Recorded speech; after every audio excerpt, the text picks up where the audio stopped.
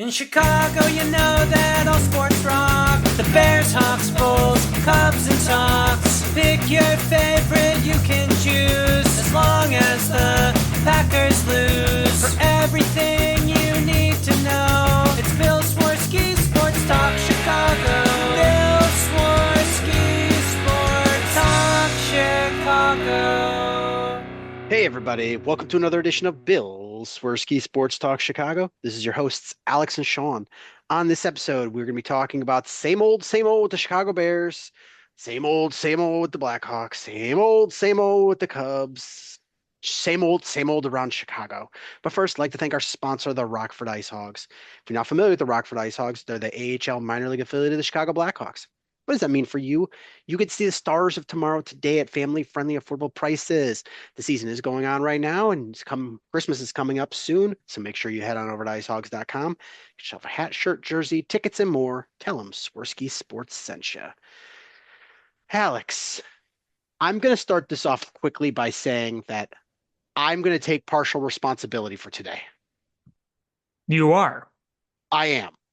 I am going to take partial responsibility.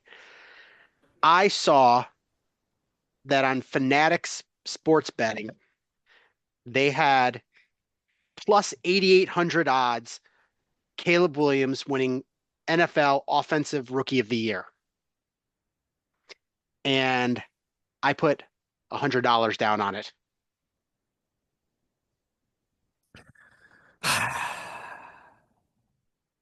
That was the universe going, you are not going to get $8,800. Just go lament your loss of $100, and we're going to go make the Bears stink this weekend. The only thing that I could think of is worse is getting involved in that Hawk Tua meme coin and losing your entire income to that. Why on earth would people put money on a meme coin from Hawk Tua? Well, I mean, that's kind of what I said. I mean, I'm just like, why would you think that's a good idea? I mean, it's like you get what you deserve, kind of, if you're doing that. And I saw that. I'm like, yeah, society is screwed. So if you're betting on the Bears too to do good things, I guess, then that's equally as bad. I Uh, just I knew the Bears would be bad. I just was hoping that with no Flus around to be an albatross around everybody, that Caleb, I was like, his stats are pretty darn good. And if you take away the super hot start of Jaden Daniels, like they're neck and neck in numbers wise. I was like, okay, Caleb could do this. And no, no. yeah, that's a big NO right there. I mean, look, firing that Eberflus needed to happen. Absolutely needed to happen. But today's performance was so sad and pathetic. It was one of those performances where there's very little you can take away. Because as painful as the last six whatever losses were, you said, okay, Caleb Williams in the offense started doing things. You could take away a number of things there. You lost in absurd fashion, but there were things to take away. Today, there really wasn't. And sure, Caleb Williams, he got his 2 touchdown passes. He had a completion percentage over 70%. But we were going into halftime with what, 4 total yards of offense in the first half?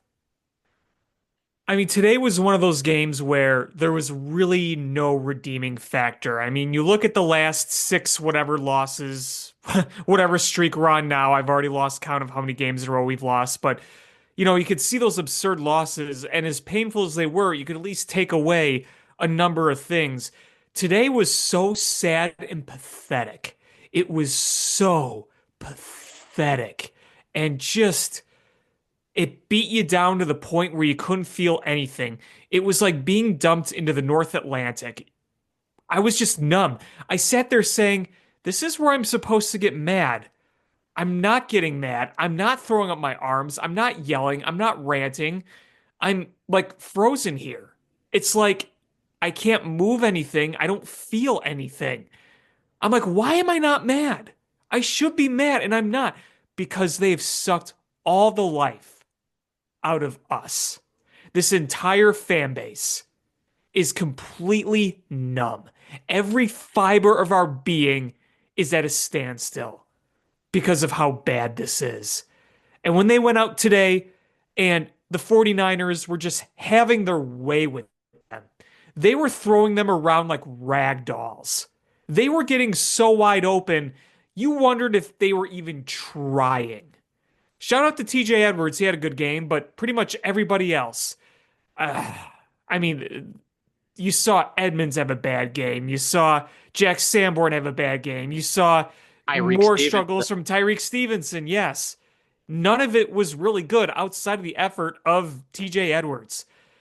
And how many yards of offense did we have at halftime? 4, 6, whatever it was. It was pathetically little.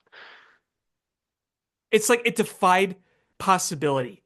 It absolutely defied possibility. And all you saw was them not being able to establish a run and Caleb Williams getting bottled up on third down every single time in the first half.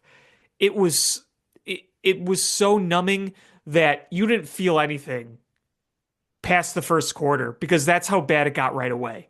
And frankly, that's what Detroit should have looked like. Detroit kind of kept us around a little bit, but today the 49ers came out guns a-blazing, who, by the way, are like, what, 2/3 banged up? Their offensive line is banged up. You don't have CMC. You don't have Nick Bosa. So many, Debo Samuel's out for the year. I mean, all those guys are hurt. And they came out looking like they were fully healthy, and they were just beating the everlasting crap out of you. It was bad. It was bad. It was the only game of the NFL season where one team outgained the other by over 300 yards in the half. And by the end of the game, the Bears closed that gap a little bit, but by But it only didn't matter. by like 15 yards. So they still um they still got outgained by uh 290 yards. And the score was just is you're right. That's what the Lions should have been. Right. Because here we are looking at what's going on. And you know what? You can talk about Thomas Brown all you want. This is a guy who a few weeks ago wasn't even an offensive coordinator. He is being thrown into this fire. And it's a big ask for him. It's a very, very big ask for him to do this, especially going up against a top 5, maybe even top 3 coach, probably a top 3 coach in the NFL in Shanahan, who we would die to have. But there's one very obvious thing here. Flus may be gone, and That he stink should is have been still there. gone. Yeah, not only is the stink still there, but you see how flawed this team is. And that's when you start to look at Ryan Poles. Ryan Poles, who talked about beating you in the trenches. You are getting beaten in the trenches week after week. And even against a fourth string unit, even at points for the offensive line on the 49ers, they still beat you to a pulp. They still absolutely beat you to a pulp. It wasn't even close. They were playing flag football against you. And there's a very, very notable stat. I don't know if you saw this, but I'm going to read this to you right now. This was tweeted out by Mark Potash. And this wasn't even before the game was over. He said, the Bears have allowed the following pass plays: 23 yards, 33 yards, 30 yards, 32 yards, 37 yards, 23 yards, 16 yards, which was a touchdown, 32 yards, and 39 yards. They weren't just gaining on you. They weren't dinking and dunking you to death. They were just eating massive hunks out of you. And we saw that problem with the defense all year. But this time, you weren't playing the bend, don't break that you've been playing all year. You were just getting completely kicked in. And yeah, it's this defense. And I want to say this is Matt Eberflus 1000% should have been fired after last season. So whenever he got fired this season was beyond late. But all of those players that came out and were talking about, they were mad and they wanted him fired, and which one of them stepped up today? Outside of TJ Edwards, couldn't say a single one. So it's it's frustrating because that's when you're supposed to step up and be like, hey, listen, now the accountability is on us. Matt Matt dragged us down, but now we've got to be put our big boy pants on and go out there and play this game. And this was possibly your the only game left on the season that you could have won. I mean, I guess you can win any week, but this was your best chance to win a game the rest of the season, and you lost. And not only you lost, you got your teeth kicked in. It was honestly that first half was the worst first half I think of the Ryan Poles era. And it has been this whole season. The Bears just don't show up in the first half. And a team came through and pounded it down your throat and made it so the game was over by the time you started that second half. The Bears played a lot better. The offense just does nothing in the first half, and the defense gives up big yards, and I don't know what it is. I don't know why nobody's prepared. Why are they so soft in coverage? Why are they just letting guys get so wide open? And I hated when the announcers were like, "Well, the Bears are letting these pass plays happen because they're gearing up to stop the run." They didn't stop the run either. No. They don't get enough pressure. Montez Sweat, I don't think is healthy. He has not the second half of this season, he has just been almost invisible. And the whole defense changes its tone when you can't get pressure. And he's the only pressure you can get on the edge. And Uh-huh. and I'm gonna say this, and it might not be popular. I think the Bears' first pick, I mean, it depends on how the draft plays out and who's available, but I think the biggest priority in that first round is going to be edge rusher. People, I don't think want to hear that. I think you can use those 2 second-round picks for a guard and a center and get arguably the best guard and center in the draft. But you've got to get an impact edge rusher. You just have You absolutely do. I mean, no matter where you draft it or how you sign it, how you acquire, whether it's draft, trade, whatever, you're right about that. You have to get that. Because you know what was really noticeable? It was the first down conversion of the game on the first drive for the 49ers. So it was third down. Brock Purdy could have taken out a folding chair and sat down with a newspaper and still would have gone untouched on that third down play. And he hooked up. I can't remember who it was with, but they hooked up for a big gain and they went to midfield. And then it was just off to the races from there. That first drive was an indicator right there that your lack of pass rush is a problem. Speaking of pass rush, how fitting was it that Leonard Floyd got a sack today against Caleb two. Williams? I didn't even know he was Two. still playing. Yeah, 2 sacks. Oh, that's right, he did. That makes it worse. I'd forgot that he existed, and here he comes. And I'm going to tell you is I keep hearing a lot of people being like, Caleb Williams, the sacks are on him. He's holding on to the ball too long. Number one, no, he's not. He's taking less sacks when he's getting the ball out like ridiculously quick, like 2.2 seconds.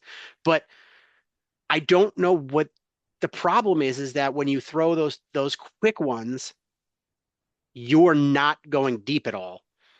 And the the receivers have to get open. And in this offense, their scheme isn't getting guys open. It's guys getting themselves open that's getting them open. If you watch, if you watch Shanahan or McVay or uh or what's his nuts in Minnesota or Kevin O'Connell. Kevin O'Connell, and if you look at Matt Matt LaFleur, LaFleur. Yep. Matt LaFleur especially, just watch. I could go out there and be a route runner in that system and have a 5 yards of separation. Like it's they're scheming guys open, and the Bears offense just doesn't do that. And I don't know what part of that is you can attribute to Thomas Brown because it's not his system. It is it is a system that was already there from Shane Waldron that he is just calling plays from the playbook. So that's the hard part, with Thomas Brown, because this guy in a 17-day span went from passing game coordinator to offensive coordinator to interim head coach. And he's being judged on partially on how he's calling plays from another person's playbook that doesn't have a job that's sitting at home. Well, and that's one thing to remember too, is that the playbook did not change.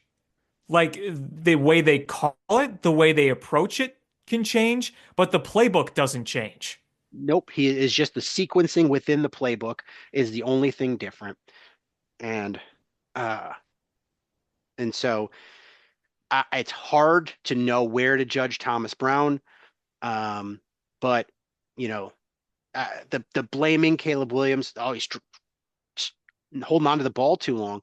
It's he's if you watch the all 22 and you go, oh, this guy's wide open, pause it. Pause it right when you identify that that guy is wide open, and then look what Caleb's doing. He's he's ducking underneath a guy trying to tear his head off, and there's no pocket to step up in. Is watch big time NFL quarterbacks is when they avoid the rush and make these big plays, they step up into the pocket. We have Coleman Shelton, who is just an absolute, I don't want to say he's a turnstile. I want to say he is just a wet sponge. And there's no pocket. There's no pocket to step up in. It is a steel barrier of a defensive lineman, and there's nowhere to step up. That's why Caleb has to duck and then try to roll out to his right or left. And so you can't say, oh, now he's open, because you can't throw the ball in that. And I still think Caleb has a lot of footwork issues to work on, but I, it's hard to judge him when he is just getting annihilated. And there was one play where the edge rusher just did a double stunt in and went right into the center, and Coleman Shelton just watched the guy go by. Didn't do anything, didn't even slow him down, just watched him go by. And you're like, how can people still defend Coleman Shelton? They're like, well, he hasn't been terrible the last 4 weeks. Like, yeah, he has. He has just been not noticeably terrible because the Bears have been getting out so quick that he hasn't had a chance to be terrible. Just, but nobody's getting open, and everything with this offense has to be so short and underneath because you you don't get enough time for him to throw it deep.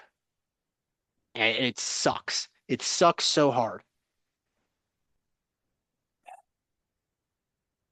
I mean, you see mess after mess out there, and you watch today too. I mentioned how obviously you couldn't get a run game going, and I was hoping that they could at least do that because of how banged up the 49ers personnel was.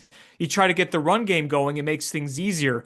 Also, you watch in the first half how when Caleb Williams was dropping back, it was just spelling disaster. And I wish they could have rolled him out a little bit more and see what you could do there. Because, we've seen him use his legs pretty efficiently, early on in games and even later in games too. So when you weren't getting things working, you kind of want to switch up a little bit. And it just didn't feel like they were. He was getting annihilated on the backdrops. You weren't going anywhere. And the other thing that sucks too is you watch the offensive line play, and Darnell Wright actually had a pretty good game today, but boy, Braxton Jones today was woof. Yeah.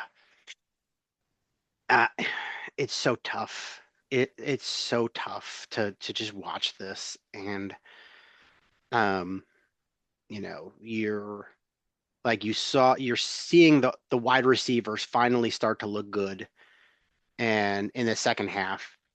And you see Rome Odunze with that awesome touchdown and all of the jokes that he took in the preseason when he caught that touchdown that was out of bounds because the lines weren't all painted in. Um, this was the ultimate redemption for that because he caught that ball and not only got his toes down, just double checked that they were down before going out of bounds. And it was great. And the other touchdown he caught was that route was so sweet. That was such a nice route. And I'm excited for, I can't imagine what Ben Johnson would be able to do with these two and Caleb Williams and Roma Dunze, the connection. Yeah, boy. And I just don't think he's going to come here. Yeah, I want to get to that in a minute. But the second half, the Bears offense did some really good things.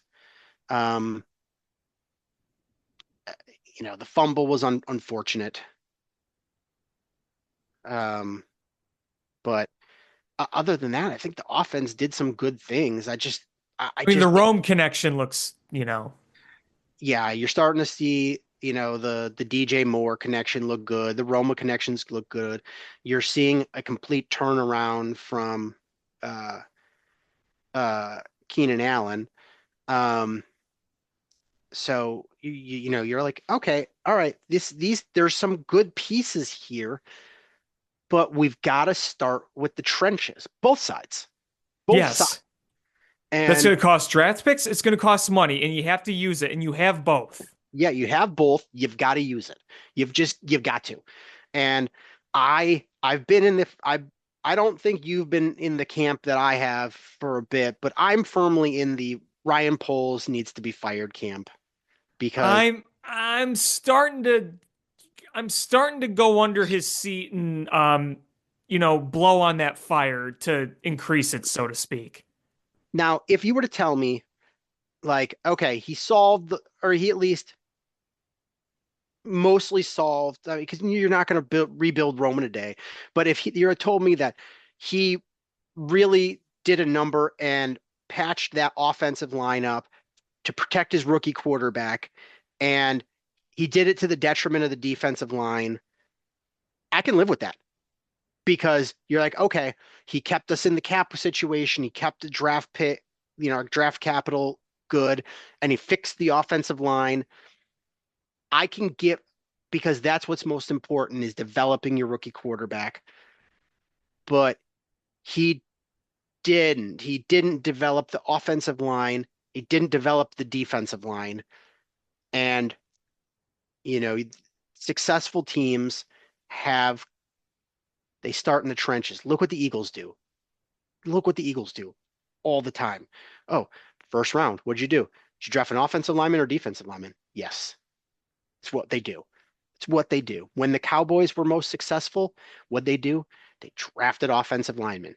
It wasn't sexy. It wasn't exciting. But you know what?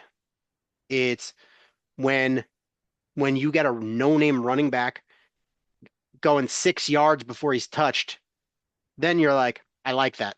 That's good.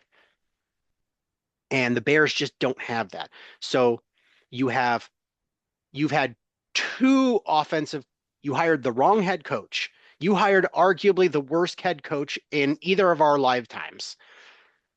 You hired two terrible offensive coordinators because you had your hand in both of those, Ryan Poles. You hired two terrible offensive coordinators. You entrusted this, by the grace of God draft pick that you got and Caleb Williams, and you entrusted him with a offensive coordinator that's so bad, he made half the season. He got fired halfway through his first season. And we realize how hard it is to do that. Yeah, it's hard. And then so you entrusted this man with your rookie quarterback and you didn't give him a new offensive line. There's so many fireable offenses there that and I I can't help. I know Kevin Warren said that his job is safe, but you can't watch that press conference where Ryan Poles sat there like you know what he looked like when a kid gets in bad trouble at school and his dad has to come down talk to the principal, he looked like the kid that's sitting there having the principal tell his dad all the bad things he did, and the dad just seething. And and Ryan Poles is sitting there like, oh man, oh man. Yeah, Yeah, we need to talk about that press conference because there's a lot there. And and it's going to tie into something we're going to talk about a little bit after that too. yes, yeah, I mean, there was a lot there, and there also wasn't a lot there in a way. I mean, they did not drag that press conference on very long. They cut it off pretty quickly, but I can't say it installed any confidence in me. I really, really don't. No. And listen, I my expectations for Bears press conferences are very, very low to begin with. But like you said, Ryan Poles looked like he was completely just defeated and embarrassed. And truth be told, I think that he realized very quickly into all this that he effed up pining to keep Matt Eberflus. And we can understand that it was kind of an arranged marriage when they hired him, but you had the chance to move on and find another head coach this offseason, and you didn't. You I, stuck I with it. want to, I have a question, and I don't know the answer to this, and I don't Yes, think any of us do. Did George veto the firing Matt Eberflus after last season? I think he did this season when they wanted to. Last season, I Because wasn't. we're getting a lot of conflicting things that are We coming up. are. We It's are. one, the Bears reached out to Jim Harbaugh and Jim Harbaugh wasn't interested, or they never reached out to Jim Harbaugh.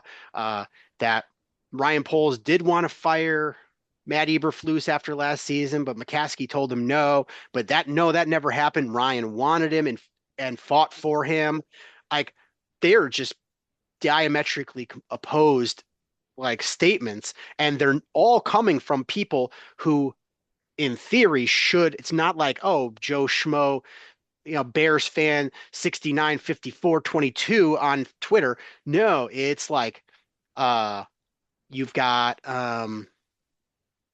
uh David Kaplan, you've got DeBear's blog, who up until Sweaty Teddy left had probably the best source in that building. And I don't know who it is, but he had sources in there. Um, and uh, you had Hub Arkish, you had David Haw, you have like people that have been doing this a long time that have Sears S that's Tower. um you have people that are just like, hey, these things are happening, and then you're like, but wait, those are the opposite things. Those can't both happen at the same time. Those are opposite things. And so I don't know what's really happening. There's so much confusion, and the only thing that makes sense is that there's a lot of confusion with the Bears organization. Yeah, I mean, there really is no one storyline that seems to line up. This is just me guessing, okay? I don't have sources, I don't know anything. This is just my guess, is that last year, Ryan Poles and George McCaskey pined to keep Matt Eberflus. I think that there was enough for me to believe that Ryan Poles wanted to keep Matt Eberflus. Maybe Kevin Warren didn't, but you weren't going to twist George's arm to try to fire somebody. I mean, it's if Ryan Poles believed in him, then George McCaskey believes in him. I mean, if they sign him to a 5-year deal, imagine George McCaskey paying for 3 more years. Now, going into this season, I really think that the fallout of the Hail Mary quickly made Ryan Poles realize that Matt Eberflus was not the right guy for the job and that it wasn't registering with the McCaskies because they didn't want to do it. Now, here's another thing. It seemed all but done after the Patriots game. I mean, really, the Hail Mary should have been the final straw, but the Patriots game, you'd lost the Hail Mary game, you got killed by the Cardinals, and then you had that embarrassment at home against the Patriots. Warren and Poles had to be done with them. They wanted to move on, but ownership said no. And here's my other question, too, in all this. We address ownership as George, right? George McCaskey. He's the chairman of the team. Hmm. Now, we talked about this on the show before, but you know who the board of directors are made up of, right? Yeah, 100-year-old George, I think, is the youngest person on the board. Right. It's old people that most of them are named McCaskey. Exactly. So we put it on George because he's the face of the McCaskey family now. Virginia's 100 whatever years old. She just wears her fur coats and attends mass and all that stuff. But what are these meetings like with the board, with his family? Is it George going forward with all of this? Or is his family members pushing back on a few things that maybe we don't realize? Like, is it possible? I'm just asking here. Is it possible that maybe George McCaskey would be a bit more on board with what Ryan Poles and Kevin Warren wanted to do regarding Matt Eberflus, but the other McCaskies said no? I don't know the answer. And you know why I asked this, Sean, is because this all ties back to the press conference. Because we had to play our favorite game. You know what our favorite game is, right? When asked about the head coaching search, we know what the favorite game is. Who's in charge? And did we get a clear answer, Sean? Did we?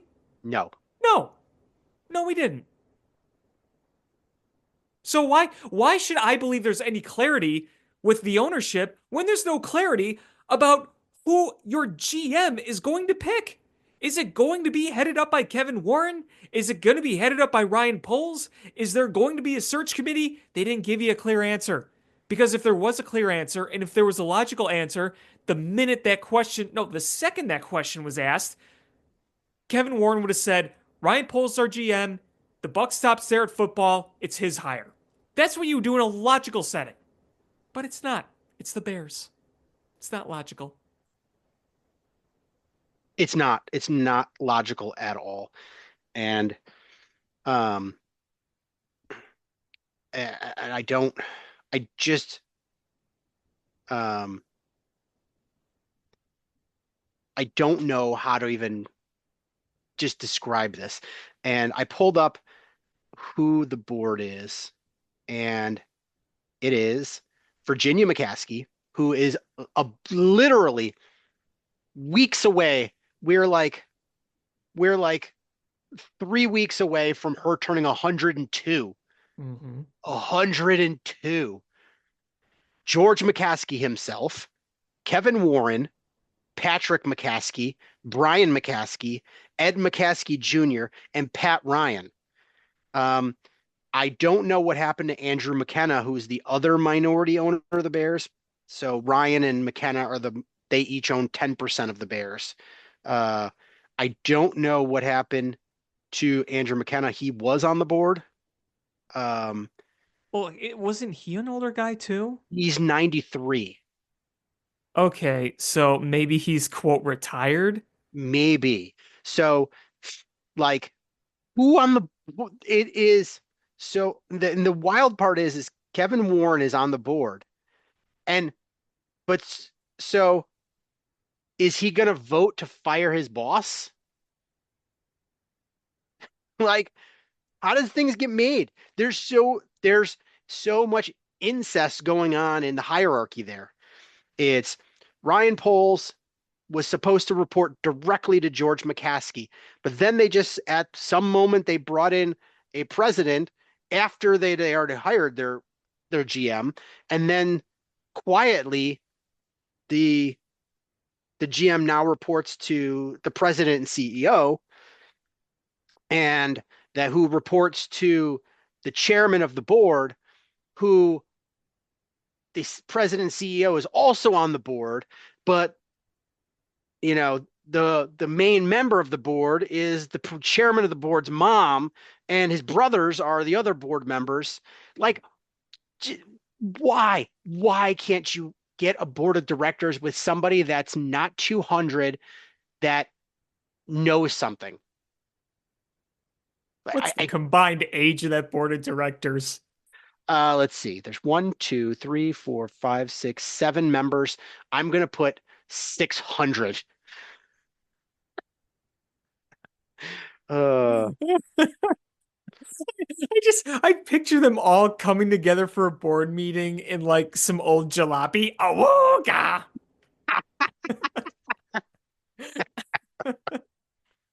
You got the big exhaust fumes coming out the back. Awooga! they're all the men are wearing those hats that are circles with the flat tops. I was just thinking that too. It's like a Three Stooges skit. Oh my God. Sean, the Chicago Bears might be the most out of touch franchise in professional sports. I contrast that with the Theo Epstein era Cubs when it was a brain trust of young, sharp minds, forward thinking, rebuilding something from the ground up. And Theo Epstein, unlike 99% of Chicago sports executives and owners, knew how to speak to the public and was transparent and was confident and was smart and in touch with what was going on. And the second he became out of touch, he said, "My time's done." He knew when to move on. But here we are with just this group of just ancient people, and it's not to be ageist, but the owner is 102. I mean, you got people on the board who have been here well before President Kennedy was even president, that they've been living on this earth. And we go through the same shit. Like, I would love to be a fly on the wall and see how that goes. So, if you hire a president and CEO, and yet he's on this board, and you make these decisions with team operations on this board, why would you just hire a president if he doesn't, and a CEO, president and CEO, chief executive officer? I mean, Kevin Warren has been very disappointing so far. Very, very, very disappointing. But at least couldn't they just establish some hierarchy and say, sit down with the McCaskey family and say, listen, you hired Kevin Warren. Let's say I'm Kevin Warren. You hired me to be your president and CEO. If Ryan and I are on the same page about directions we need to go to, then let us make those decisions. You could just own the team, reap the benefits, go to NFL owners' meetings, go around on your little scooter, draw with your purple crayon, draw grimace eating grapes, drink some purple Kool-Aid, whatever. Just do what you do there and let us make the decisions for the team. Because if we don't have the power to do that, why would you hire a president and CEO? Does that, am I taking crazy pills or does that not make sense? Anything the Bears do is stupid. Just there's no talking sense into it. No, there's not. And there's one other thing I want to point out about the hierarchy of this team. If you want Kevin Warren to be there side by side with Ryan Poles in these coaching interviews, that's reasonable, right? Yeah. But who do you want? I mean, I don't have full trust in anybody to make the decision. I mean, Ryan Poles is starting to have me ask major questions with him, but I do feel like if you put a gun to my head and say, who would you trust to hire a head coach? George McCaskey, Kevin Warren, or Ryan Poles? I'd say Ryan Poles because he's been involved with the game of football. And I mean the game of football, not the business of football, the game of football. And he might not even be great at making that decision, but at least I would trust that more than the McCaskey family, who would probably just call their good friends Bill Polian and Ernie Nicorsi in year 2025. Old Ernie Accorsi. Oh my God. Because Ernie Accorsi, that was the John Fox hire, wasn't it? That was John Fox and and Ryan Pace. Yes. Because wasn't Ernie Accorsi like, oh, you need to hire like an old, experienced person, and you If need to you're do if this. you're hiring a young GM, you have to have an old head coach. Yeah, yeah. That was his takeaway. And listen, Ernie Accorsi was a successful GM back in the day, and he was involved in the drafting of Eli Manning with the New York Giants. But how long ago was that? 2 decades ago? Two It plus was a decades ago? it was a while. So, and that's the thing. In the game of football, you can be washed up real quick. And that is not just on the field of play. Like, listen, how many former head coaches have small advisor roles now because while they still have football knowledge, they've run their course in the game of football? Like, think about how many coaches we've gone through over the years. It's kind of like relievers in baseball. You have some short shelf lives, even if you have all the knowledge in the world. And there's those few outliers, like the Andy Reids and the Bill Belichick's and the Mike Tomlins, who just last a really long time. Like, that's a dime a dozen. But you've had so many coaches who've had good stretches whose shelf life expires. I mean, we saw it with guys like Jim Caldwell, or even John Fox is a good example. I mean, that's just to list a few guys. Brad Childress is another example. You can look and see head coaches who've had success for a time. Lovie Smith, there's another one. They have their shelf life, they have their prime, and then they kind of just, the game kind of passes through them. So don't reach out to 80-some-year-old Bill Polian or 78-year-old, however old Ernie Accorsi is, and try to find a solution in the late 2010s, early 2020s. So it brings me a little bit here. So we had the press conference where they just looked like a clown show, and you saw the three McCaskey brothers sitting in a chair looking like Dumb and Dumber. Mo, Larry, and Curly. Like, and it just was just in shambles. Nobody knows who's in charge. And obviously the the sexiest candidate that's going to be available for a potential head coach this coming cycle is Ben Johnson, Mm-hmm. who has been the best offensive coordinator for the last 3 years. And I know there's been a lot of people that are like, wow, it's just hiring Matt Nagy part two. Here's the thing. Matt Nagy called plays for like 2 weeks in Andy Reid's system. Ben Johnson has called plays for 3 years in Ben Johnson's system. So it's a way bigger, you know, uh, situation. It's just a completely different situation. So Ben Johnson is the name, right? Yes, Um, that's the hot name of the year. Yes. so uh, he has been very fickle. There's been 2 cycles now where he has been courted by teams trying to sign him, which makes sense because he was the hot and offensive coordinator.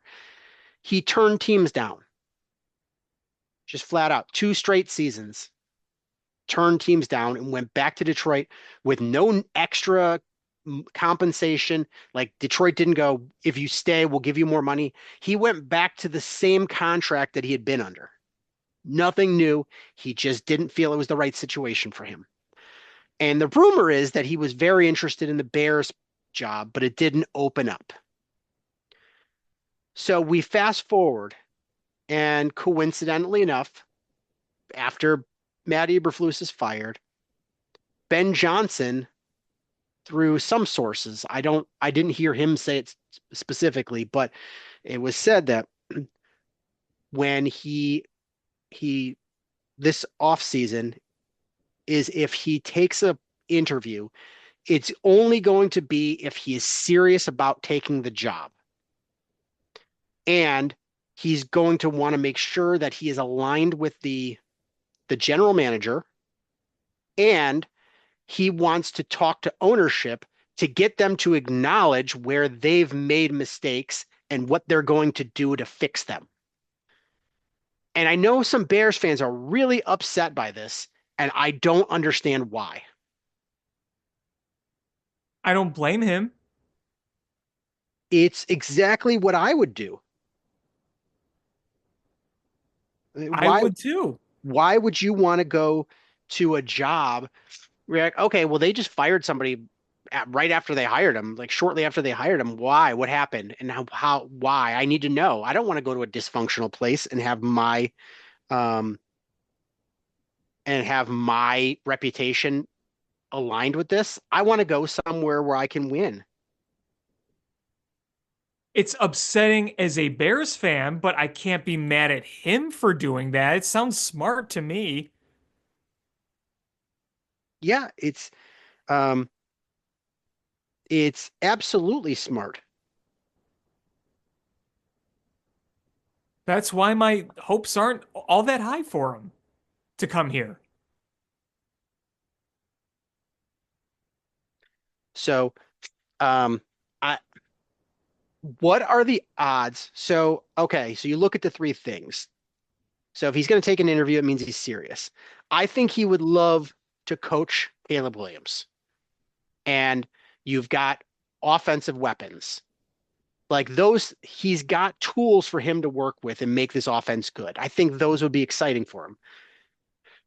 But is he going to be aligned with the general manager? I don't know. No, I don't know. How safe is the general manager? That's got to play a factor in it too. So if he doesn't feel that that general manager's safe, why is he going to want to be here? So That seat's going to be warm regardless. yes, regardless of what anybody says, that seat's got to be warm. And then the third thing is, what are the odds that George McCaskey is willing to meet with a head coaching candidate and be like, yeah, here's where I messed up and here's what I'm going to do to fix it? Zero. 0% chance that happens. Yeah. Yeah. It'll be a cold day in hell when that happens. Right? But hey, see my purple crane on my scooter. So I can't find the age of Edward McCaskey Jr., but the other one, two, three, four, the other six board members have a combined age of 457 years, Oh my goodness. which means the average age is over 76 years old. Yeah, well, yeah. When you got a 9-year-old board member in Virginia who's over 100. The average age is over 76 years old.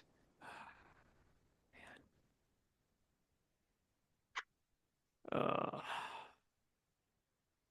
help us. And let's see.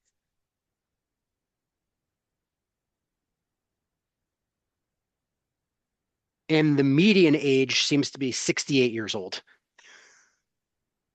That's why is everybody so old? Why do they all have to be McCaskies? Because we're cursed with this.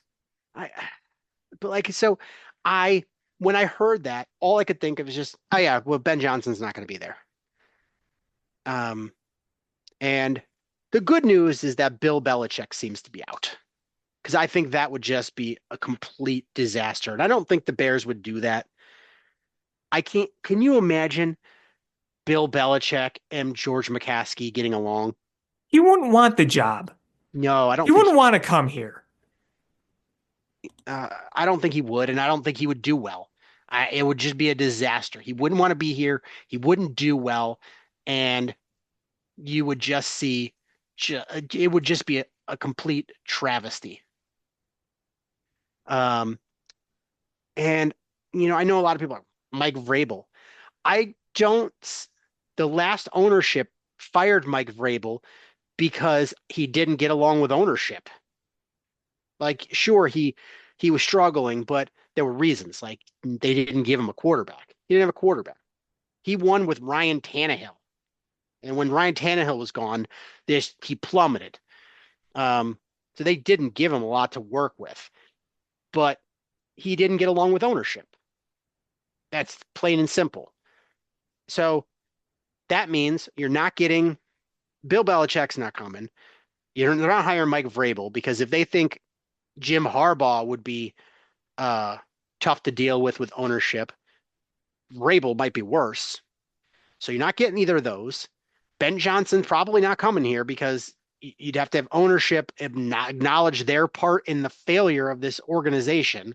We can hope and pray, but I just don't think the chances are overly high. Yeah. And I Thomas Brown seems like a really nice guy, and maybe at some point he could be head coach. I just don't. I'm not seeing it right now.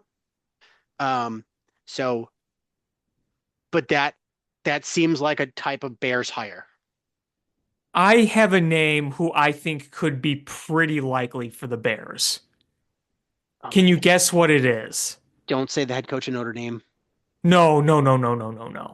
Don't say the head coach of Northwestern. No, no, no, no, no. No college coaches. Oh, okay, all right. Um, I would see. And let me just say that this name I don't think would be the best choice, nor do I think it would be completely terrible either. Um, are you going to say Joe Brady? No. Are you going to And say I'm not going to say Cliff Kingsbury either. Liam Cohen? No. Who? Brian Flores.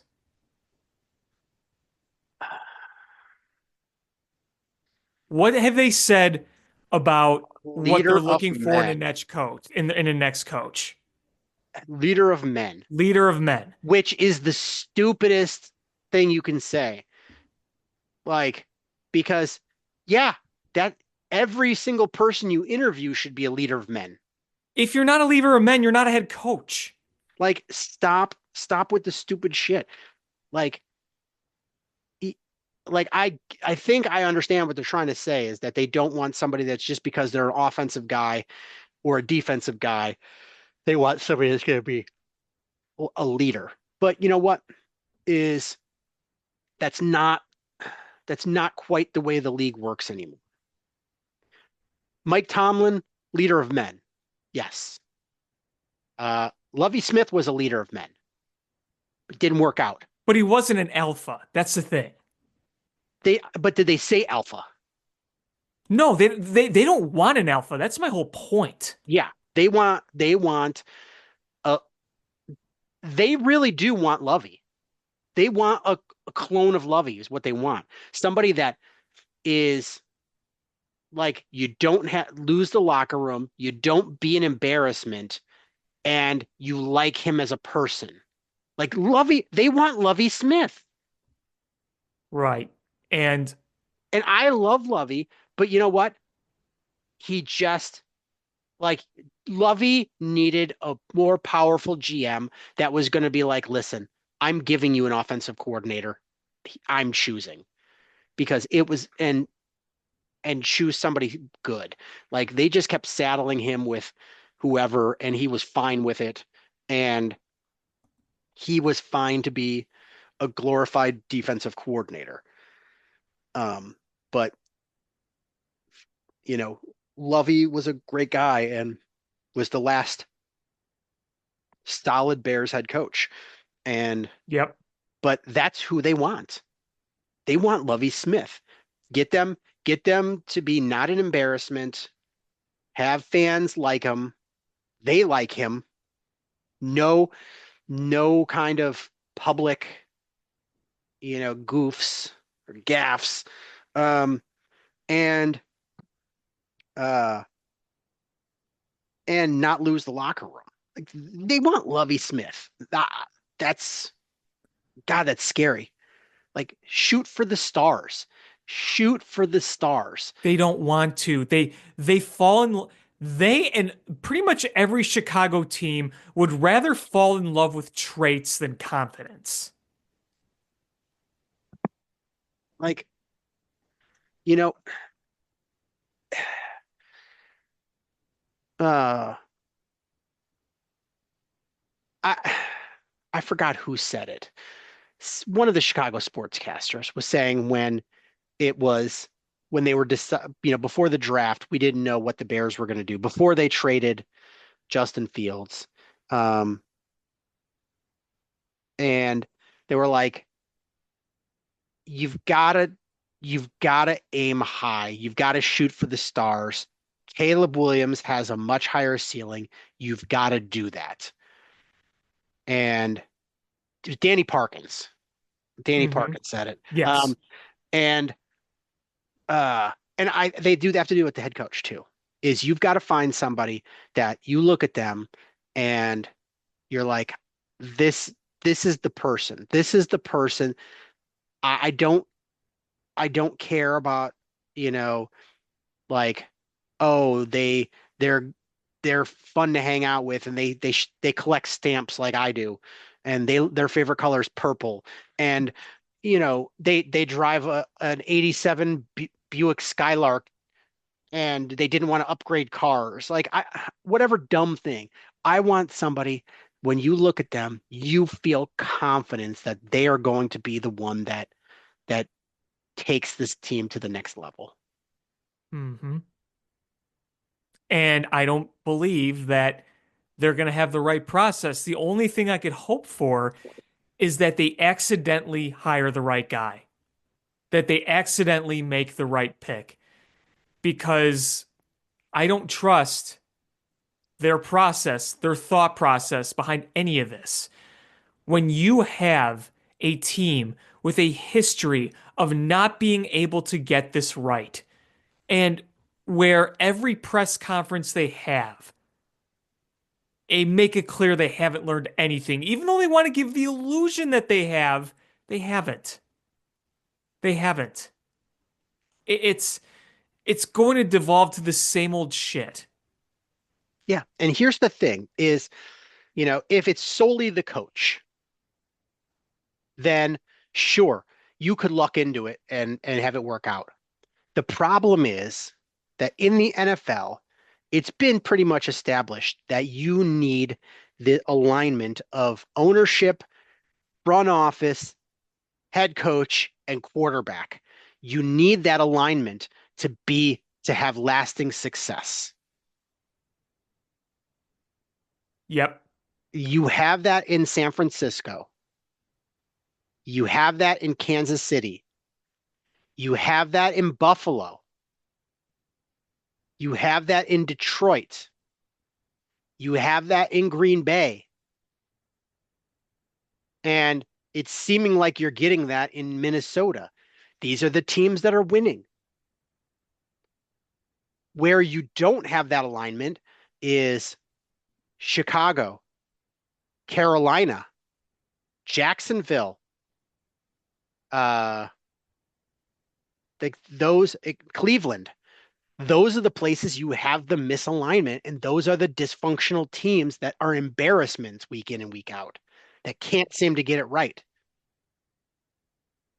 Hmm. And, you know, you do we feel, I think as Bears fans, we have some of that formula figured out. I think we have the quarterback, but I don't think we don't have a head coach, period. We don't feel confident with our general manager. And we definitely don't feel confidence with our ownership. Now, ownership could take that out of the way by just stepping out of the way, just be like, hands off. I'm hands off and truly mean it. But they don't. They And they don't. might say they are, but they're not. And They're tinkerers.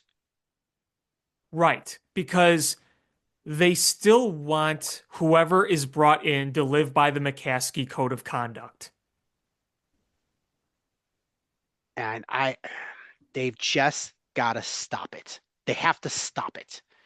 And they got to stop being McCaskies and start being Hallises.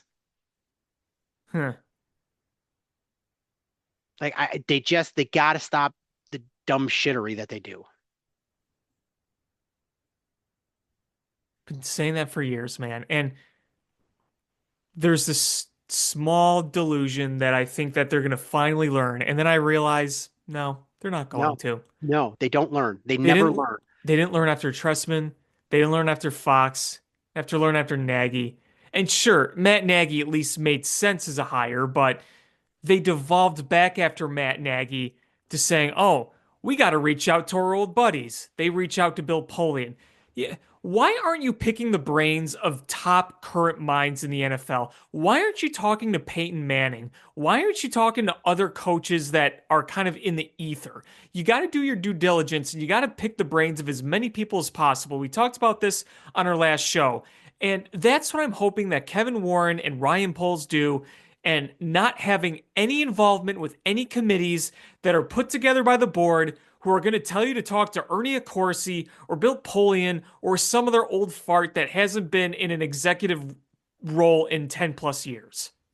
Yeah, I want to look through the Ernie Accorsi and Bill Polian Rolodex and be like, oh, hey, dead, dead, dead, 200, 300, dead, dead. Like, it is just some dusty old crypt keepers. This guy here is dead. Cross him off then. I just, I just am so tired of it. And Ben Johnson sees, like, I, this might just be my wishful thinking and my reading into things. I think Ben Johnson would like this job, but he's basically telling the McCaskies through the media, you better back off and let me coach this team and give me a GM that's not going to get in my way, that's going to help me, not hurt me. And I just don't see it happening. But I salivate thinking about, can you imagine getting a semi-decent offensive line and having the Ben Johnson offense with Caleb Williams, Rome Odunze, DJ Moore, Cole Kmet? Yeah, sounds nice, doesn't it? Too bad everything that's nice is in a fantasy world for us. I just like we're gonna get the the type of guy we're gonna get. We're either gonna keep Thomas Brown or we're gonna hire one of those offensive coordinators that we interviewed for the Shane Waldron job that we didn't hire. Yeah. Like, it's funny. Look at the names that people are floating around, and several of them the Bears interviewed for the Shane Waldron job and passed them up for Shane Waldron. Hmm. But I mean, one of my questions would be, if I'm Ben Johnson, is not only to George, it is to Kevin Warren and Ryan Poles. What was your process in hiring Shane Waldron, and why was it a bad one? Because you made a bad decision. Why was it a bad one? Like my question wouldn't just be to ownership, it would be to the front office. Like, you clearly messed up multiple times in multiple manners, and this has to get resolved to be a winning program. Like, Ben Johnson clearly recognizes what I said, that you need quarterback, coach, front office, and ownership aligned to be sustained success. And he recognizes that. And if you can't change ownership easily, but if you can convince them that they're dumb and to get out of the way, and you've got your quarterback and your GM is halfway decent, then you've got a shot. Like, Ben Johnson doesn't want to come here to be a loser.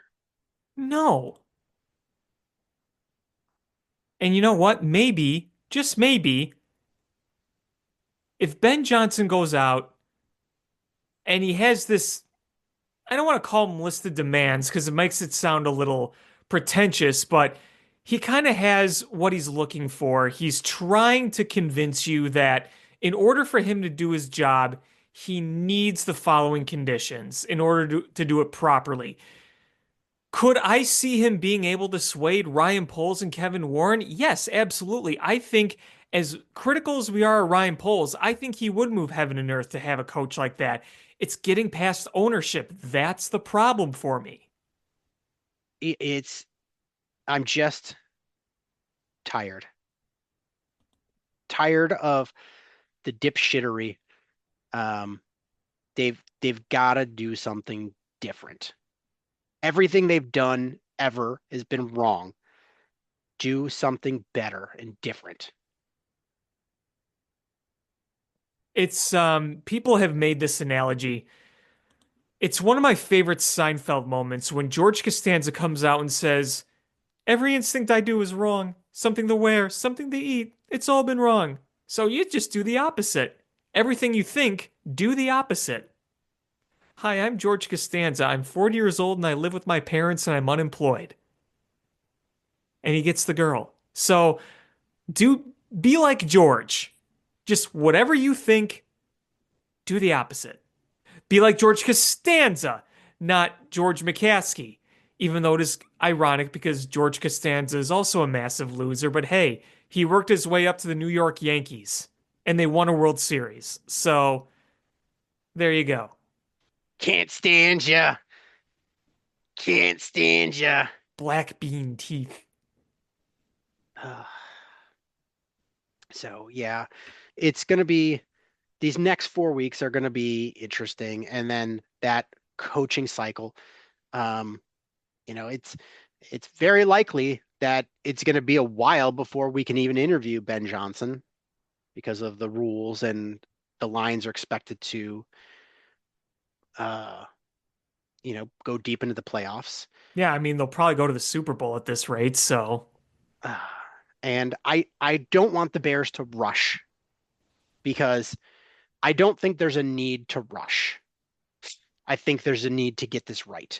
And it's if there's a name that you want and you make it clear that you like them, I don't think you have to worry about somebody running and undercutting you. I I don't think that's the way it works.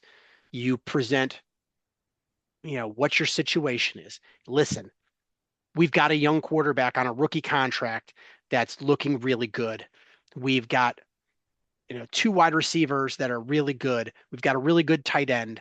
We've got some good cornerbacks and some good linebackers. And we've got potentially $100 million in cap room. We've got a top 10 pick and two top 10 picks in the second round in draft capital. Like we can completely overhaul this roster this time. In a historic franchise in one of the best cities in the world. Like you've got a lot to offer. It's so you don't have to rush and just hire the first person. And I don't want George interviewing them at all, whoever it is. no, Unless no, God, no. unless it's the Ben Johnson, like, yeah, I want ownership to face the music and have their coming to God moment with me, explaining why they messed up. And I think that'd be good for George. I think that'd be really good for George to just be like, "Hi, my name is Georgie, and I make decisions with purple crayon. I'm now going to use a black pen like an adult, and I promise no more crayons, except when I'm at Denny's, which I go to every Saturday morning." He's he's filling in his Denny's menu with purple crayon as he's eating Flappy Jacks. When he goes to Denny's, they've just got the red, blue, and yellow crayons, and he's like, excuse me, waiter, garçon, uh, do you have Garcon! do you have a purple crayon? I am quite fond of purple crayons. And it's just some like 16-year-old kid working a job like during break or something, and he's just I like, don't know. uh, uh, Mr. Manager, do we have purple crayon? He's like that nerdy kid from The Simpsons.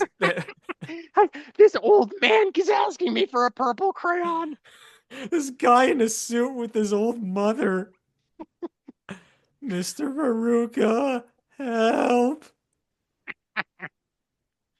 Uh, Oh, sir, you need another kids menu. it's like, Garcon, Garcon, I need another menu. I messed up the puzzle on this one.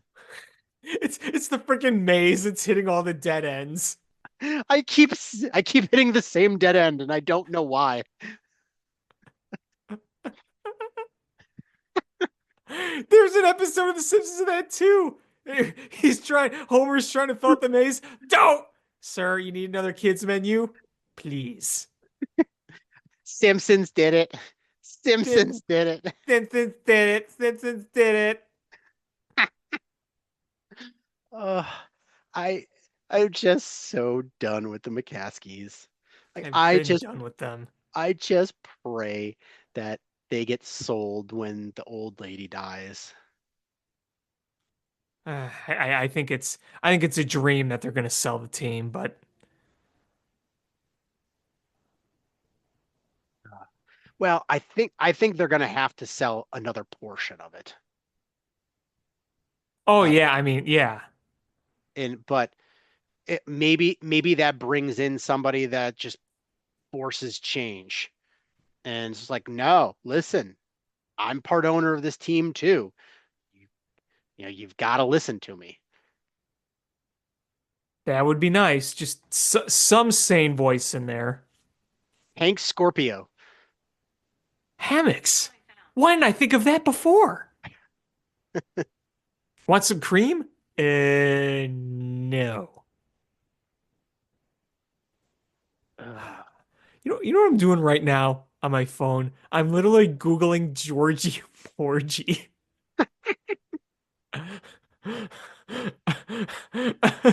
uh, Georgie Porgy is a popular English language nursery rhyme.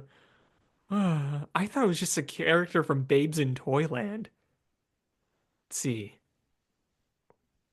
Original lyrics were Georgie Porgy pudding and pie kissed the girls and made them cry. When the girls came out to play, Georgie Porgy ran away.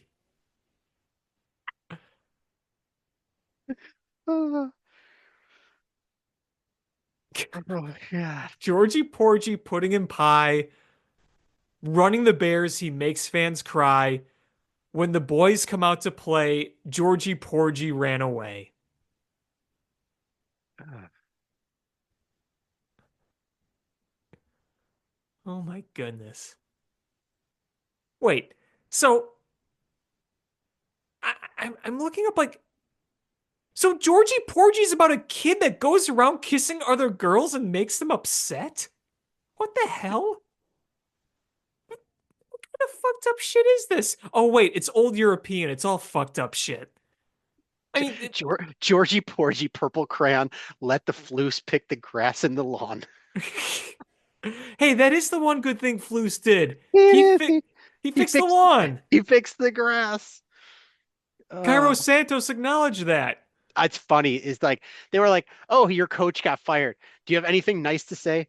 Yeah, he fixed the grass. Yeah, the grass is pretty good. It's the only nice thing anybody said after Flus was fired. That's how you know how much he was hated in that building. Everyone was Yeah. just like, "Oh my God, thank God I don't have to listen to those stupid nicknames anymore." I'm just looking up Georgie Porgy on images. This is really fucked up. This kid goes around making girls cry by just going up and kissing them. That's so weird and gross. And then I see a logo for a local burger place called Georgie Porgy's Burgers and Custard. Uh,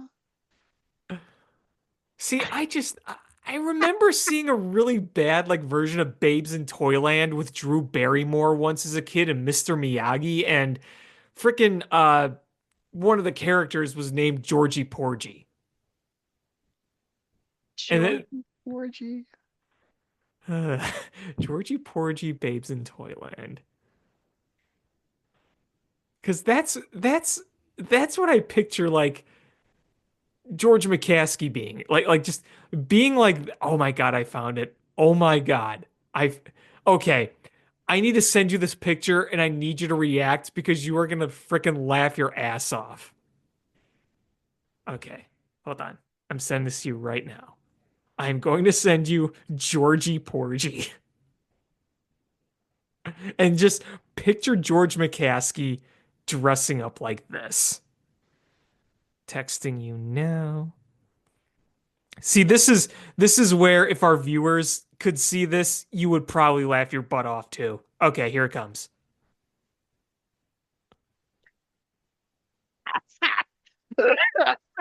Oh my God. I Look just, at that. if Look at that hat. Photoshop incoming, I'm going to Photoshop that costume on George sitting there with his brothers outside the press conference. Yes. Yes. uh, See, Gr- that's what I picture when I hear Georgie Porgy. Georgie Porgy. Oh my God. Uh, but the Flus wasn't the only head coach fired in town. No, he was not. Um, so Luke Richardson was also fired. And I don't know. I don't I mean it was the I think that was the right decision too. But who is your next coach? Is Anders Sorensen is your interim, who you brought in from Rockford. Well, I'm not sure it's the best choice. But Um, I mean, for the interim, I, I don't know. I don't know if that's the right choice or not, but I I don't know who's going to be your your full-time guy. But the one thing I can say about Anders Sorensen is that they've had more goals from the defenseman in the last in the his tenure, his short tenure, than you did like the rest of the season. Like your defensemen are getting involved. well, Alex Vlasic scored a goal in Sorensen's first game coached. Yeah. Um, but uh, you and they hired him in the Rockford spot to be a teacher. But I don't think that's who they need in Chicago. I think he just take that. I think that'd be irresponsible too. The last time you brought somebody from Rockford to be your head coach didn't work out so well. I think this is another one. I think you need somebody that has a higher ceiling. Yeah, and I mean, going back to Richardson, here's my thought. It's not all his fault. We know this team isn't good or a contender yet. We weren't expecting a lot of wins, but I just, it was a mess. It was just yeah, I can't the results, like it's hard to blame him for losses.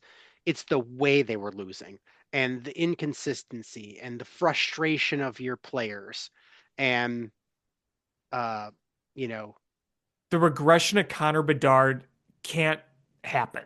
no, it cannot. Connor Bedard has to be a just a great player. He has to be. And everything you do has to be in order to make that happen. Yeah, and he's getting the assists, but he's not scoring the goals, and he's clearly frustrated with that. Um, Sean, I don't know, did you see that I was at the game last Sunday against the Blue Jackets? They lost 6-3. No. So I was at the game last Sunday. I was with my dad. First of all, there were some seats available, let's just say that. Yeah, I've heard that it's pretty empty in there. Yeah, I mean, it's not like Bill Wirtz era bad, but the 300 level, especially towards the end where the Blackhawks only shoot once, like I think that whole area was maybe half full. I think there was 16 or 17K there, so it's not like half empty, but there's noticeable empty seats there. But let me tell you, that place sounded like a morgue. It was dead quiet. There was no energy whatsoever. And sitting there just watching the team in person, there's no chemistry there. The carelessness of the puck in their own end. You can be a team that doesn't have a lot of elite talent, but when you don't have elite fundamentals, that's a problem. And it was a lifeless, messy mishmash out there. And we've just seen no improvement. And I get it. Most of the prospects are a ways away. They're in Rockford, they're in college, they're in whatever league.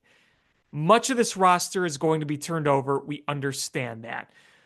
But for the Blackhawks to still be the worst team in hockey, and you're already seeing Anaheim and the Sharks picking up the pace quicker than you, while you're in a big market, you have to see some sort of progress, and you're just not seeing it. And that's why I think you had to make a change. And I don't have any disdain or dislike of Luke Richardson. I respect him very much. I think he seems like a great guy, but I don't think this was going anywhere. And in fact, I think it was getting worse when you might not be a great team on paper. You shouldn't be this bad, in my opinion. No, you should not be. You should not be. And you know what else is sad? I just want to say this real quick, and I want to get your take on it. It's sad that this team has become pretty irrelevant again in the grand scheme of things. Yes. When Luke Richardson got fired, that was nothing more than a footnote in the Chicago sports lore. This was a team 10 years ago that was a dynasty and the talk of the town. And now your head coach getting fired is a footnote. They're in the grand scheme of Chicago sports. Yes, you still have some people that go to the games. But in the grand scheme of things, they're irrelevant right now. They just are. What's your take on that? I mean, it's absolutely true. I don't know what else to say. They are becoming irrelevant, and uh, you know, Kyle Davidson has to be feeling the heat too. Yeah. Um, and this next head coach is, gotta be a successful one. And, your options are either a retread head coach. And I don't know how I feel about that. I've heard some people just make like Quinville's available. No, That's not happening. I don't. That he's not coming back here. He's not wanted back here. He would be just a disaster for this team. There's no sense. It's not. Is a guy that solely likes to work with veterans with a team that's going to be all youth. Nope, that's a terrible idea. And after everything that happened, nope. Yeah, it's just that's not going to happen. It's like Bill Belichick. It's not even on the table. The other option is assistant coach that has not had a head coaching opportunity at this point. But are they going to do that back-to-back times? Promoting one of their internal coaches, like Sorensen, which I hope not. Not anything against him. That's not who I want. And then I'm going to throw a name out there. Is Carl, the head coach of the University of Denver.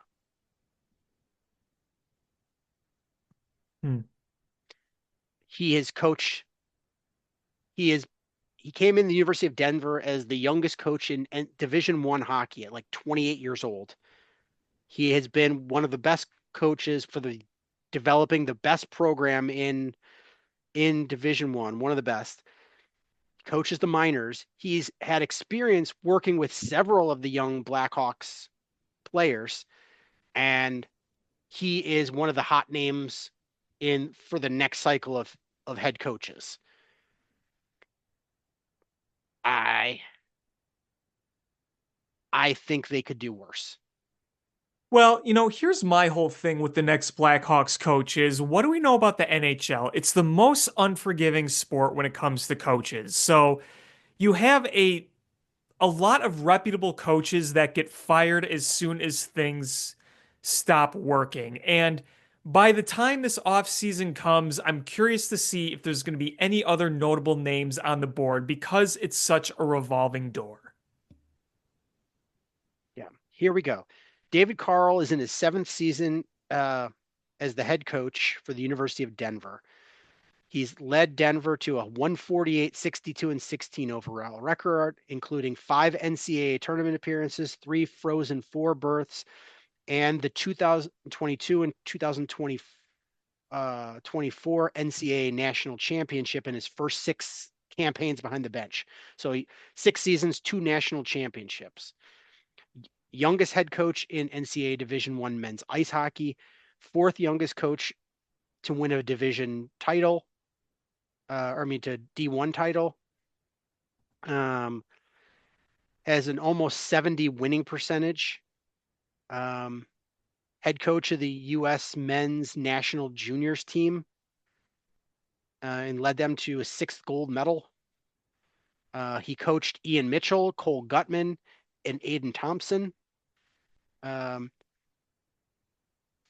he also coached for the juniors team, Frank Nazer, Oliver Moore, Sam Renzel, and Gavin Hayes.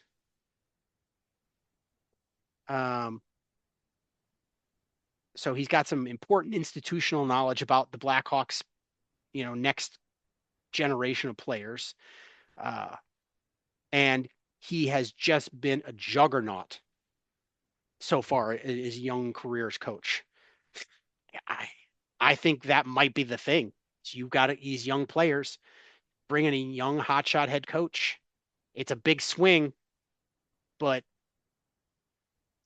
I like it better than a retread than bringing in Bruce Boudreau. Yeah, I don't think Bruce Boudreau would be a good fit either at this point. Uh, Or Elaine Vigneault or I will say though that Bruce Boudreau just looks funny behind the bench. I know. He just this old big head. Hey, He's got to be like 70 years old at this point. yeah, I was gonna say he's up there. What's He looks like if Santa shaved his beard off. he does kind of. He does kind of. Boy, I just think of all those coaches. I mean, from my childhood. Could you imagine if they brought in John Tortorella? What a If disaster that would be. if they bring in Mike Babcock or Torts, I'm Oh, done. Done. Torts is funny. Like I like his press conferences because he will just say some wild shit, but I do not want him anywhere near the Blackhawks and their young players. well, see, that's the thing. You can kind of respect and like some of the stuff that Torts does when he's not on your team. Um, boy, who's the other one you mentioned? Mike Babcock, Oh God, I don't think he's ever going to get a head coaching job again. probably not. And you know what's a shame? He's a really good hockey mind, but he's such a piece of garbage to his players. Like you've heard the stories, right? Oh yeah. There was one player in particular that had an awful relationship with him and he came public with it. Oh, who was it?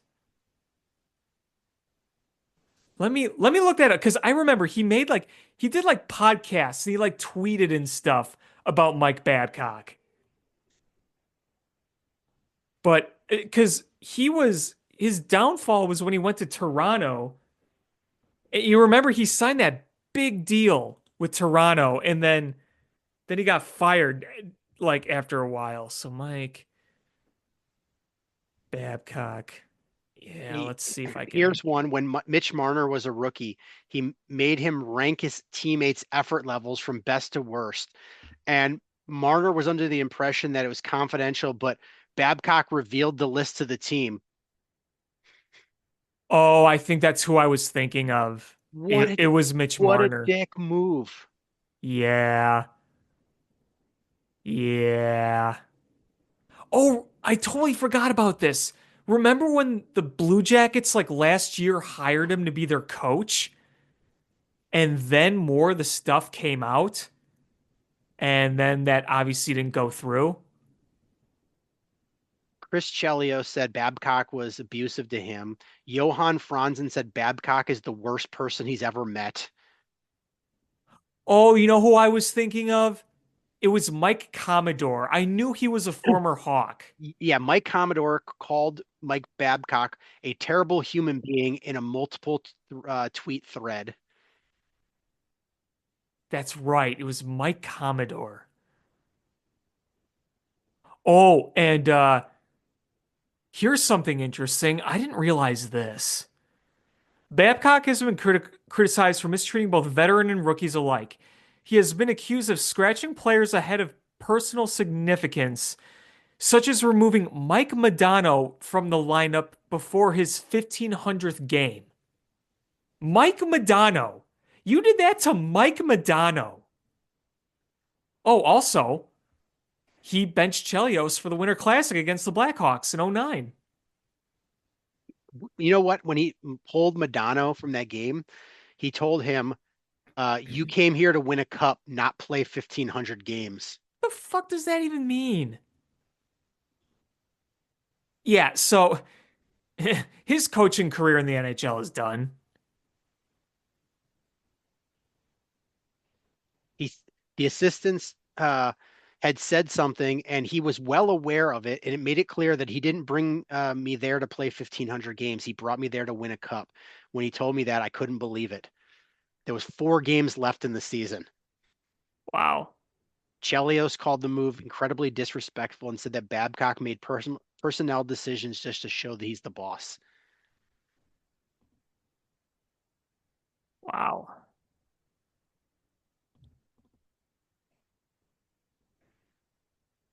Awful. Sean Avery slashed Babcock's tires. Well, that doesn't surprise me. That doesn't surprise me on either part that it was done to Babcock or that Avery did it. Yeah, Sean Avery. Wasn't he kicked out of the league? I don't know. Didn't he go on to try, didn't he want to go to like Parsons or something to be a fashion designer? Oh, maybe. I remember a time, I believe it was Sean Avery. I think it was Tim Thomas. You remember the Boston goalie, Tim Thomas? I think it was during a warm-up, like he skated behind Tim Thomas and like whacked him on the back of his head with his stick. And then Tim Thomas just lost it and like dropped his gloves and fought him during warm-ups. I believe it was either Tim Thomas or well, I know him and Belfour or not Belfour, Brodeur used to go at it in game, but I believe that incident was with Tim Thomas. Here we go. Sean Avery. In April 2008, it was announced that Avery would spend the summer off season interning at Vogue magazine. In June 2008, Avery guest edited mensvogue.com, the website for Men's Vogue magazine, his interests mainly residing with women's fashion. Of men's fashion, Avery said, "You do suits and pants, and that's about that. Women's clothes tell a story. That's what's interesting to me." Um, yeah, he's a fashion guy. Huh. New Line Cinema put in development a film based on Avery's life. Really? Yes. Sean Avery, really? Yes. The guy who wrote Moneyball, the script for the movie. So not the book, the screenplay. Yeah, he was hired to write the script. Interesting. In 2009, Avery worked with men's fashion label Commonwealth Utilities to present a clothing line for New York Fashion Week. Huh. Didn't know that. The more you know. I just remember him being suspended a lot. And a doucher. Well, yes, he was a doucher and got suspended a lot. The two are linked. Ugh, God. Man, So, we went from the Blackhawks to Mike Babcock to Sean Avery. I love it. uh, Next week we're going to talk about Brett Sopel. Maybe we'll talk a little bit about Barry Trotz. And then just to spice things up, we'll talk about RJ Umberger and his days as captain with the Blue Jackets. uh, but, yeah, we could talk Bulls a little bit. They're not good. Like they're not a good team, and they Vooch has had a pretty good season so far, Trade but him. like, yeah, I would love to trade him, um, but uh, they're not good. And are they going to be the next? Are they going to be the next team to fire their head coach? Which would Well, which would make Craig Counsell the most tenured uh, head coach in all of Chicago professional sports. did you At see the graphic CHGO posted? yes, Ugh, uh, what a sad joke. but I do like Matas. Um, I do too. I, Josh Giddey has not played well. He started off hot. He has not played so well. Vooch has played pretty well. They've got some players that play well. This team is just a defensive disaster. Oh yeah, I mean, there are games where they score 125, 130 almost, and they give up 140. Yeah. Um, I mean, you look at today, uh, Zach Levine minus 13, Io DeSumo minus 16, Vooch minus 13. Uh, You let a train wreck 76ers team come into your building and beat you. yes, they're a terrible team. Uh, Horton Tucker was a minus 18. Phillips was a minus 8. Bleh, Boozalis was the bleh. only one that was plus double digits. Let him play, man. Just let him play. That's what I want. Just let him play. And yeah, this team. But Embiid comes in there, plays his once a week game, drops 31 points on you.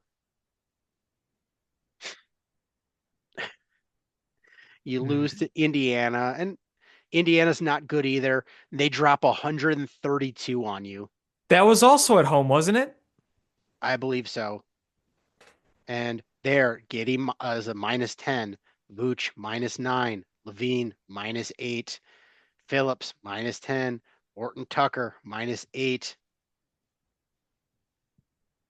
Like Bleh, this bleh, point, bleh. this point, let Matas play. Let him cook. Let him play.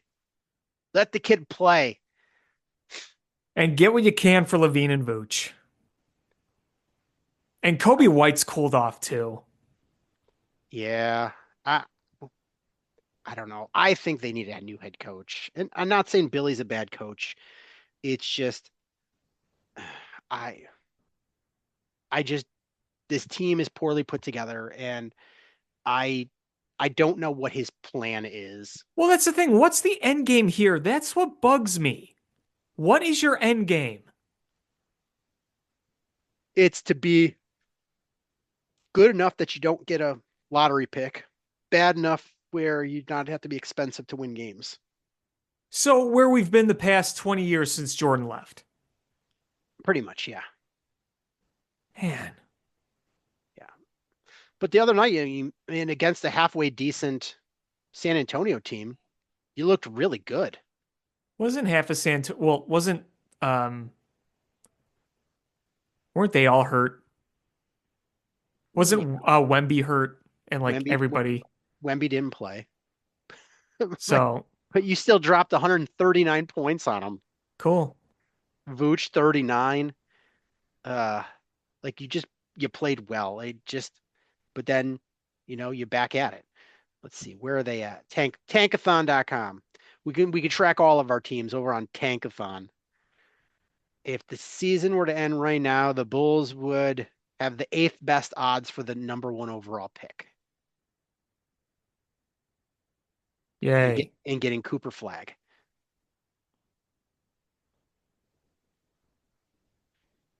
Uh, should we talk about the Cubbies and the White Sox? I suppose. You know what I'm doing right now? Feverishly refreshing Twitter to see if Juan Soto has made his decision because there's all these talks saying that he's going to sign tonight. So waiting to see. But we know one thing. It won't be with the Ain't Cubs or the won't Sox. no, won't be here. Won't be here. Despite Ken Rosenthal publicly clowning the Ricketts for not even being in on It them. it is it is sad. And I keep hearing all these pitchers that the Cubs are being linked to. And I get you need pitching to win, but you need to score runs. You don't have power. And you're talking about trading either Bellinger or Suzuki. And like, where are you getting your power from?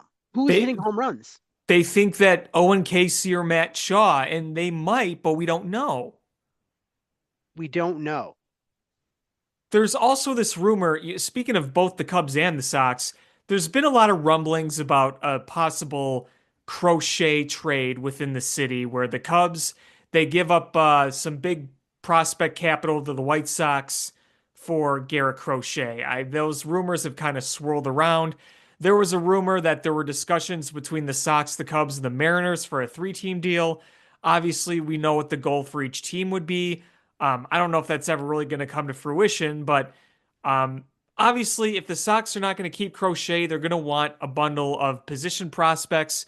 The Cubs have those. You have Matt Shaw, you have Kevin Alcantara, you have Owen Casey, but I don't want the Cubs to necessarily drain their farm for Garrett Crochet, though I don't want to just not entertain the idea of Crochet either. I mean, to me, Matt Shaw is the untouchable guy. If you do trade a James Triantos or a Kevin Alcantara for someone like that, okay, I could do that, but really don't want to trade Matt Shaw. And rightfully so, the White Sox are going to be asking a King's ransom for him, as you would expect.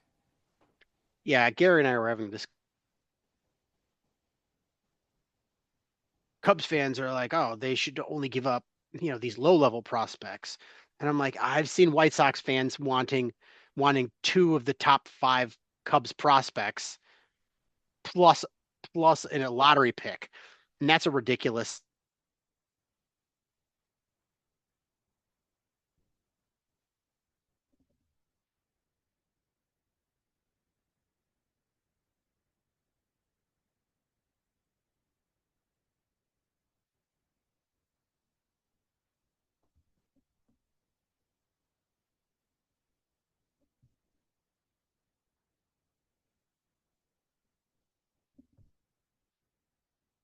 But I'm definitely having talks because that would be a nice arm to have. And the Oh, guy's yes, a flamethrower. absolutely. He's a flamethrower, and the Cubs could use that in there. Yeah, a guy who misses bats. That would be nice to sandwich him into that roster, into that rotation. But you've got to be smart here because you've got to trade some of those prospects. They're not all coming. Correct. You've got to be very smart though, and so selectively trade the ones that you're the least hopeful about to get the most, you know, MLB ready players that you can. Right. And that's why knowing your farm system is so important. And I don't know the farm system well enough to say who I'm married to, who I'm not. I do not want to get rid of Matt Shaw. I do not want to trade PCA at this point. I don't think PCA I'm as high on him as I was before he came up, but uh I'm excited enough about him that I don't want him traded unless we're getting something really big. I don't know if I want to trade Owen Casey, but I agree with you on like Triantos. Let me just go through. Triantos, Alcantara. I mean, there's just a reality that you can't keep all these guys. Yeah, let's see. I'm looking at the prospects. So Sean Casey, I don't want to. Cade Horton, no. He's got to be close to coming up. Um, Hopefully, I mean, he was hurt for a chunk of last year, so Triantos, I would be okay with. Contra, probably.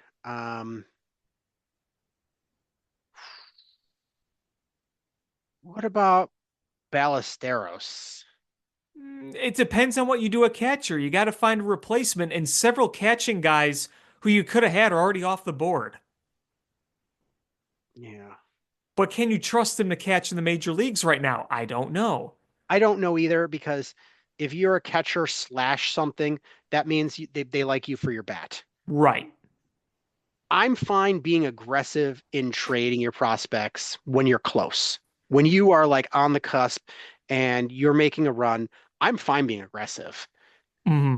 But when you're a team that just doesn't want to spend into the luxury tax and free agency, then I'm not okay with being aggressive trading prospects. I think that's a disaster waiting to happen.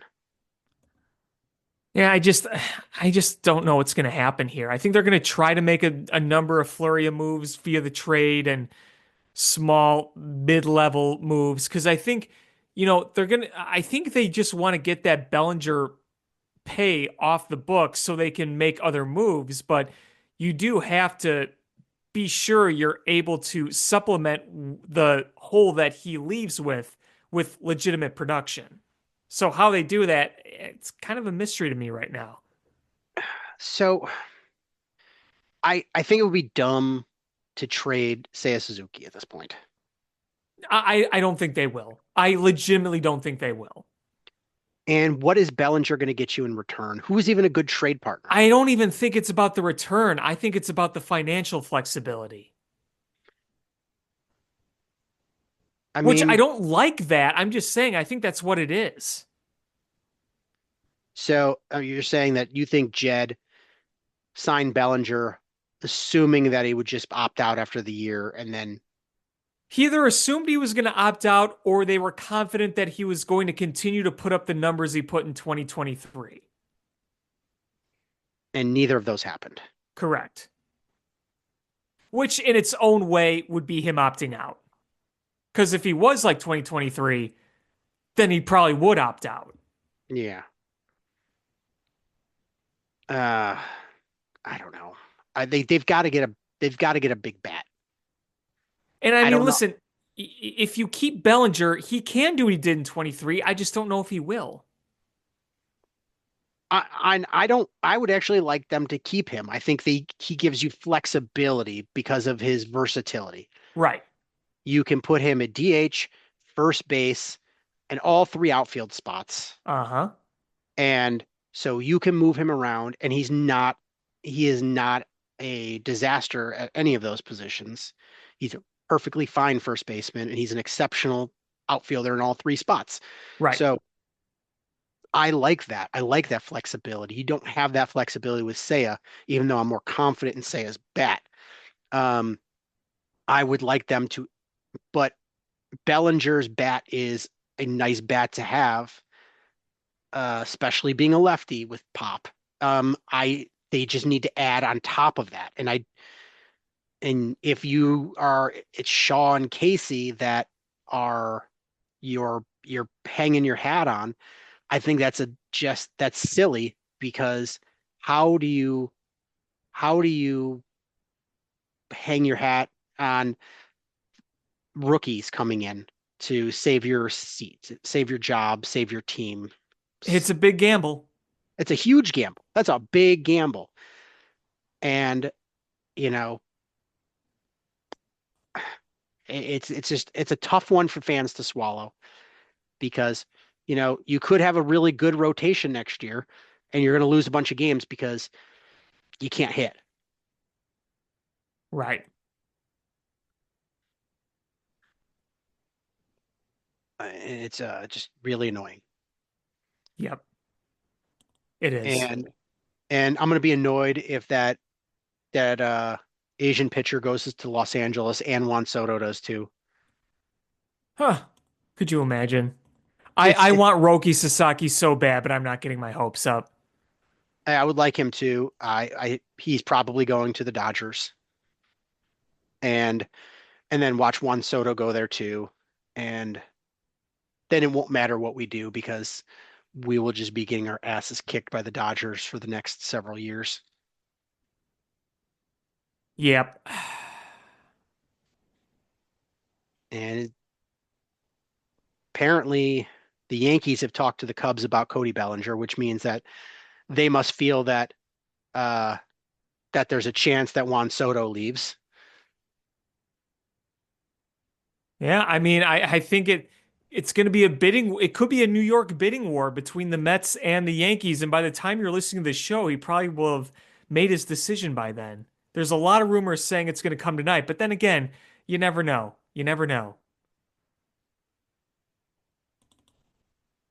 I can hear you refreshing. Yeah, Refresh. yeah. Refresh. Click, click, click. Uh, that'd be funny if Soto didn't sign until like February. Oh, We're all that just would refreshing until then. just endlessly. It's been 3 months. Uh,